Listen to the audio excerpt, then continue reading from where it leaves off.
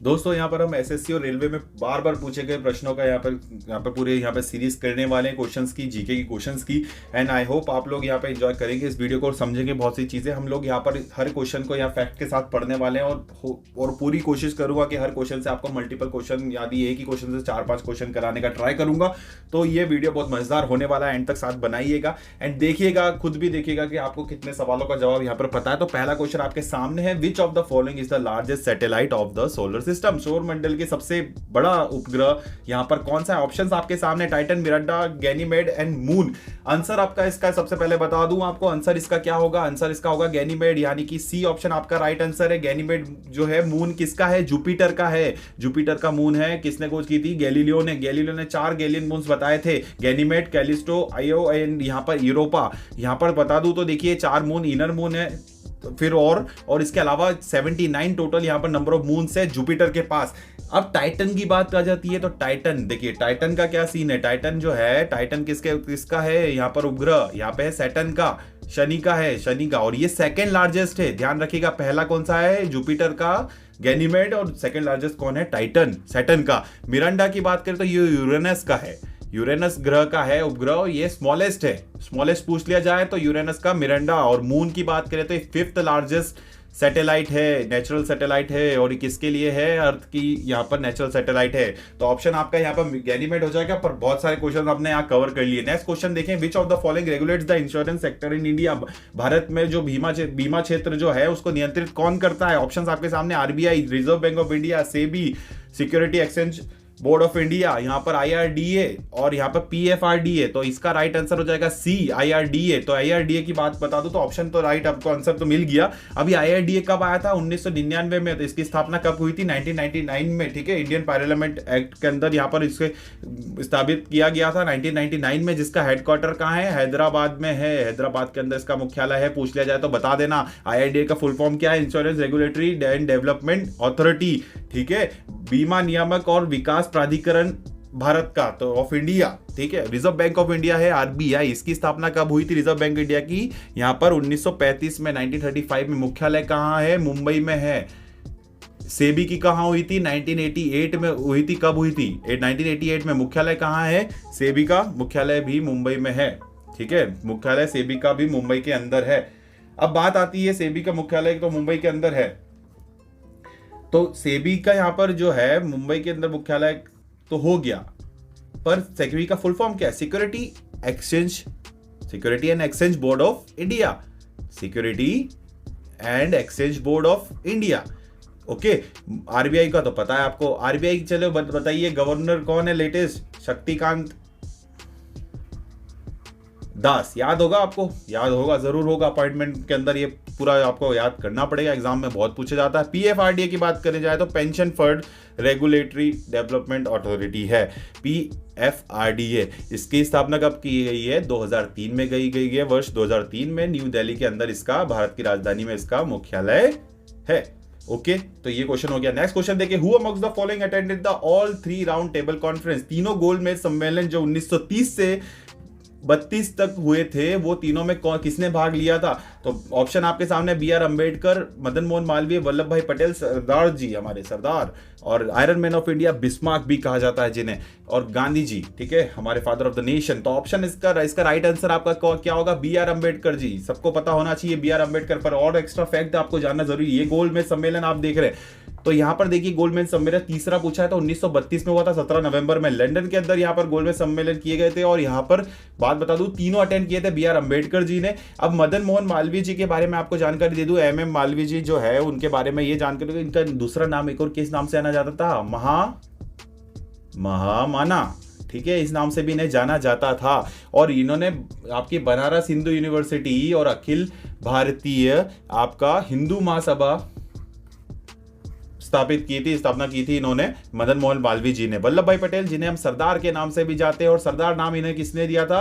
Women of Bardoli, यानी एक महिला थी बरदोली सत्याग्रह के टाइम, जब सरदार वल्लभ भाई पटेल का बहुत नाम आता है बरदोली सत्याग्रह के अंदर, तो वहां पर उन्होंने ये टाइटल उनको दिया था वल्लभ भाई पटेल को। दूसरा, iron man of India, iron सभी जानते हैं, आयरन मैन ऑफ इंडिया के नाम से जानता है। और एक और जानते हैं बिस्मार्क, अब ये बिस्मार्क जो नाम आपको इन्हें जो यहाँ पे उपाधि और टाइटल दिया गया था, क्यों दिया गया था? यूनिटी के लिए, ठीक है, यूनिटी के लिए बहुत प्रचलित है सरदार वल्लभ भाई पटेल, ठीक है, यूनिटी लाने में भारत के अंदर, तो इसलिए इन्हें बिस्मार्क नाम ऑफ इंडिया कहा जाता है। गांधी जी का सब जानते हैं फादर ऑफ नेशन है। इनका जन्म कब हुआ था? यहाँ पर 2 अक्टूबर को हुआ था, 2 अक्टूबर को हुआ था, ठीक है, 2 अक्टूबर को हुआ था। कौन सा सन है? सन याद होना चाहिए, 1869 को। और मृत्यु कब हुई थी? 3 जनवरी को नाथूराम गोडसे ने गोली मार के हत्या कर दी थी। यहाँ पर आपका ये सन कौन सा था? 1948 में। इनके गुरु कौन थे? गोपाल कृष्ण गोखले, ये भी ध्यान रखिएगा। और बाकी मोहनदास करमचंद गांधी इनका पूरा नाम था, ये तो आप जानते ही होंगे, बाकी बेसिक डिटेल्स आपको आनी चाहिए। नेक्स्ट क्वेश्चन देखिए, what Satyagraha was held at Nagpur? Nagpur में सत्याग्रह कौन सा हुआ था? 1923 में। ऑप्शन आप जल्दी से देखिए। सॉल्ट सत्याग्रह टैक्स के लिए हुआ था, बरदोली ये भी टैक्स के लिए हुआ था, 2 सत्याग्रह। तीसरा राइट सत्याग्रह, दंगे सत्याग्रह, इसका नाम तो आप जाने दीजिए। फ्लैग सत्याग्रह की बात करें, झंडा सत्याग्रह, यस, ये राइट आंसर हो जाएगा ऑप्शन नंबर डी। जबलपुर में भी हुआ था, एक और जगह ध्यान रखिए, नागपुर की जगह जबलपुर में भी हुआ था 1923 के अंदर झंडा सत्याग्रह। अब झंडा सत्याग्रह के बारे में थोड़ी सी जानकारी देखिए। झंडा सत्याग्रह क्यों किया गया था? यहाँ पर ब्रिटिश रूल के अगेंस्ट किया गया था, क्योंकि यहाँ पर नागरिक स्वतंत्रता को यहाँ पर छीना जा रहा था। बहुत सी जगह यहाँ पर लिमिटेशन रखी गई थी, और जो हमारे यहाँ पर राष्ट्रवादी झंडा जो बनाया जाता था उसको फहराने की अनुमति नहीं दे पाती थी। बहुत प्रॉब्लम्स आ रही थी, जिसके चलते गुस्से में यहाँ पर ये सत्याग्रह रखना पड़ा था, आंदोलन रखना पड़ा था, झंडा सत्याग्रह नाम से, ठीक है। Who was the first recipient of the Bharat Ratna award? Bharat Ratna award highest civilian award of India. सबसे पहला प्रश्न तो यही बन गया। यहाँ पे 4 ऑप्शन है, के कामराज, बहादुर शास्त्री, लाल बहादुर शास्त्री, एमजी रामचंद्रन और बी आर अम्बेडकर। देखिए यहाँ पर भारत रत्न अवार्ड पोस्टमसली बोला गया है, यानी मरणोपरांत बोला गया है। देखिए भारत रत्न अवार्ड के बारे में थोड़ी बेसिक जानकारी आपको दे दूं तो 1954 से यहाँ पर भारत रत्न मिला था, पर पोस्टमसली यानी मरणोपरांत 1955 से दिया जाने लगा, पहले नहीं दिया जाता था। तो इसका राइट आंसर पहले बता दूं तो यहाँ पर लाल बहादुर शास्त्री जी हैं, जो कि ये बी ऑप्शन राइट आंसर होगा, इन्हें दिया गया था सबसे पहले। अब रिसेंट में बताऊं तो देखिए, पहले चलिए 1954 के बारे में बताया तो 1954 में 3 लोगों को दिया गया था, ठीक है। पहले जो थे सीवी रमन, मतलब साथ ही में दिया गया था, पहले नहीं, पहला नाम बोल देता हूं यहां पे, एस राधाकृष्णन, ठीक है, लिख नहीं रहा हूं पूरा, आप सुन लीजिए, राधाकृष्णन हो गए एक, और एक थे सी राजा गोपाल चारी, गवर्नर, वाइस प्रेसिडेंट, ठीक है। और यहां फिजिक्स में सीवी रमन को मिला था।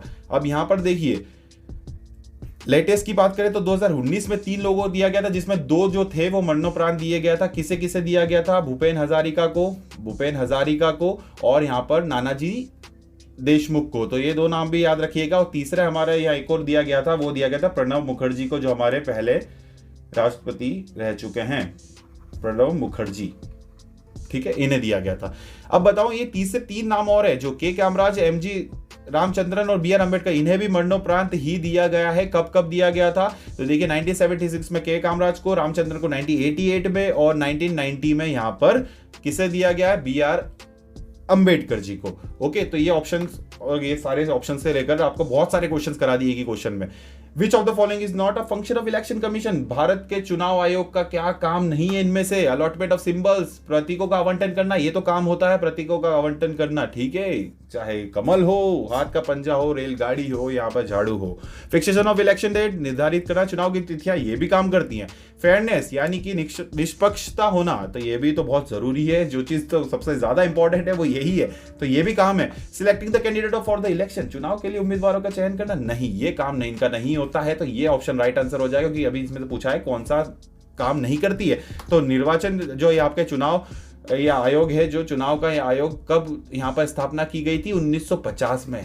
प्यारा सा सिंबल है तिरंगा, यहाँ पर देखिए, इलेक्शन कमीशन ऑफ इंडिया, ठीक है। एक चीफ इलेक्शन कमिश्नर होते हैं इसमें, और अपॉइंटमेंट वाले वीडियो में आप देखेंगे कौन है लेटेस्ट और कौन पहले थे, सब चीजें आपको बाद में कवर करूंगा, अभी नहीं करूंगा, वीडियो लंबा हो जाएगा, आप अभी यहीं छोड़ के भाग जाएंगे। छोड़ के नहीं जाना है, लाइक करिए वीडियो को, अभी तक अच्छा लगा है, मजा आ रहा है तो जरूर करिए लाइक, और सपोर्ट बनाइए, कमेंट कीजिए अगर अच्छा लग रहा है, ताकि मैं और भी वीडियोस लाऊं। देखिए कितना ज्यादा क्वेश्चन, एक ही क्वेश्चन के अंदर मैं आपको सारे कवर करा रहा हूं, तो एक ही चीज बताऊंगा, छोटा सा वीडियो है पर बहुत सारी चीजें कवर हो जाएगी। यहाँ पर the founder of Lodhi dynasty, चलो पहले ये देखते हैं, बकवास अभी बाद में करेंगे। लोधी वंश का संस्थापक कौन थे? ऑप्शन है बलोल लोधी, सिकंदर शाह लोधी, जलाल खान लोधी और इब्राहिम लोधी। और यहाँ पर देखिए आंसर बता देता हूं पहले तो, बलोल लोधी इसका राइट आंसर है। लोधी वंश जो है संस्थापक देखिए कौन थे? बलोल लोधी। और कब से आया था? 1941, देखिए सॉरी 1451 से 89 तक कौन थे? बलोल लोधी थे। अब बता दूं कब से कब तक है? 1451 से यहाँ पर 19 कहां तक जा रहा हूं, 1526 तक इन्होंने यहाँ पर इनके यहाँ पे शासन चला था, क्योंकि 1526 के बाद कौन आ गए थे आप जानते हैं? मुगल्स आ गए थे। ठीक है, मुगल्स आ गए थे। तो ये चीजें थी। अब देखिए यहाँ पे अफगान से आए थे, काबुल, गजनी और ये सब है, उनकी जगह दिखा रहा हूँ आपको। फिर इंडिया में आए हैं और इंडिया में देखिए इतनी जगह यहाँ पर इन्होंने कैप्चर की थी, ये जगह आपके सामने मैप के द्वारा दिखाई जा रही है। तो नेक्स्ट क्वेश्चन है, which of the following forest is known as the lungs of the planet earth? पृथ्वी ग्रह के फेफड़े किसे माना जाता है? कौन से यहाँ पर फॉरेस्ट को बताइए, कौन से वन को? अमेजन रेन फॉरेस्ट या फिर मैनग्रोव या फिर टुंड्रा या टाइगा? राइट आंसर इसका होगा अमेजन रेन फॉरेस्ट जो है, अमेजन जो वन है, वर्षा वन, उसे ही कहा जाता है लंग्स ऑफ द प्लेनेट अर्थ। देखिए बता दो लंग्स ऑफ द प्लेनेट अर्थ क्यों कहा जाता है? क्योंकि अर्थ पे, भारत नहीं, अर्थ की बात की जाती है, भारत की नहीं, अर्थ की, टोटल अर्थ में बता रहा हूँ 20% जो ऑक्सीजन आता है वो यहीं से आता है। और कहाँ से आता है? Amazon rain forest. ये साइड में देखिए साउथ अमेरिका है, ये साउथ अमेरिका में फैला हुआ है। कहाँ के देखिए कौन कौन सी कंट्री के आसपास है? पेरू, बोलिविया, ब्राजील, कोलंबिया, ठीक है, ये इक्वाडोर की बात यहाँ पर हो गई, ये गुयाना, ये बहुत सारे आसपास के क्षेत्र है। तो यहाँ पर जो Brazil, Colombia, Peru, Bolivia, Venezuela etcetera यहाँ पे क्षेत्रों के बीच में यहाँ पर बहुत बड़ा विशाल यहाँ पर अमेजन वर्षा वन है। एनाकोंडा से याद आता है आपको? आता ही होगा, ऑब्वियस सी बात है। देखिए तो फिर यहाँ पर देखिए फेफड़े की बात की जा रही है पृथ्वी की, तो यहाँ पर उसे कहा जाता है अमेजन रेन फॉरेस्ट को। नेक्स्ट क्वेश्चन देखें तो यहाँ पर who amongst the following wrote the book? कौन सी किताब? Wealth of the nation. बहुत ही इंपॉर्टेंट क्वेश्चन है। इंपॉर्टेंट इसलिए क्योंकि इससे रिलेटेड आपको चीजें जो बताऊंगा आप खुद समझ जाएंगे। देखिए ऑप्शंस आप देखिए, सब इकोनॉमिस्ट का नाम दिख रहा होगा आपको, Thomas Piketty, Karl Marx, Adam Smith and Amartya Sen, जो भारत के हैं। ठीक है, यहाँ पर राइट आंसर आपका हो जाएगा इसका एडम स्मिथ। एडम स्मिथ जो कि कौन है? Father of modern economics. Question है, ये मॉडर्न इकोनॉमिक्स के फादर है। ठीक है, ये तो बात की जा रही है विश्व में, बहुत बड़े इकोनॉमिक्स हैं, इन्होंने लिखी है किताब, ये 1776 में पब्लिश हुई थी, काफी टाइम पहले। पर बात आती है भारत के लिए, तो इंडिया के जो फादर ऑफ यहाँ पर इकोनॉमिक्स जिन्हें माना जाता है वो है पीवी नरसिम्हा राव। अब आपको एक जानकारी दूं, फैक्ट, 9th प्राइम मिनिस्टर रह चुके हैं ये हमारे, 9th प्राइम मिनिस्टर। क्योंकि देखिए इंडिया के, भारत के यहाँ पे फादर इन्हें माना जाता है इकोनॉमिक्स रिफॉर्म में, इकोनॉमिक्स से रिलेटेड, क्योंकि काफी इकोनॉमिक रिफॉर्म लाए हैं ये, तो उससे रिलेटेड क्वेश्चन बन सकता है ना। 9th प्राइम मिनिस्टर कौन थे? पीवी नरसिम्हा राव। और यह देखिए आपको बता दिया यहाँ पर, क्योंकि इकोनॉमिक रिफॉर्म काफी लाए थे ये। ठीक है, 9th PM है। तो नेक्स्ट क्वेश्चन पे अगर मूव करें तो हम देखते हैं नेक्स्ट क्वेश्चन आपके सामने, who introduce the token currency system in India? जो टोकन मुद्रा प्रणाली है वो भारत में कौन लाया था? देखिए भारत में लाए थे, पर आप ऑप्शंस देखिए, Mohammad bin Tughlaq, Firoz Shah Tughlaq, Ghiyasuddin Tughlaq and none of this. तो कौन लाया था इसमें से? देखिए आंसर बता दूं आपको, आंसर बता देता हूं, मोहम्मद बिन तुगलक, ये ऑप्शन राइट आंसर है, मोहम्मद बिन तुगलक लाए थे। ये तुगलक डायनेस्टी कब आई थी ये भी तो जानना जरूरी है।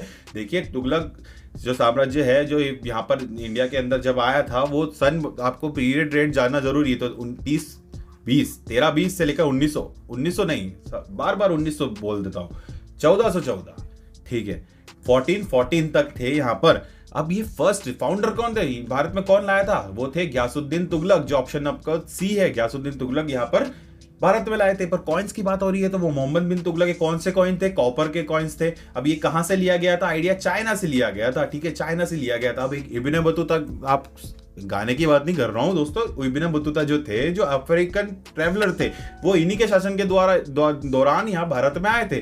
सन कौन सा था? 1933 नहीं 3333, मतलब यहाँ, सॉरी फिर गलत बोल दिया, 1333। ओके, 1333। मैं फ्यूचर, बहुत ज्यादा फ्यूचर में चले गया, बहुत आगे चले जाता हूँ, तो चलिए छोड़िए ये सब। तो यहाँ पर ऑप्शन आपका जो है ये राइट आंसर होगा मोहम्मद बिन तुगलक। आपका जो गयासुद्दीन तुगलक है उन्होंने यहाँ फाउंड किया था इसे, यहाँ भारत के अंदर 1320 से 1414 तक ये लोग यहाँ थे हमारे। और यहाँ पर देखिए बता दूं तो मोहम्मद बिन तुगलक के बारे में भी जानना जरूरी है। देखिए अब यहाँ मोहम्मद बिन तुगलक का आंसर, राइट आंसर, तो इनके बारे में भी देखिए, इनका भी आप देख लीजिए कब से कब तक थे।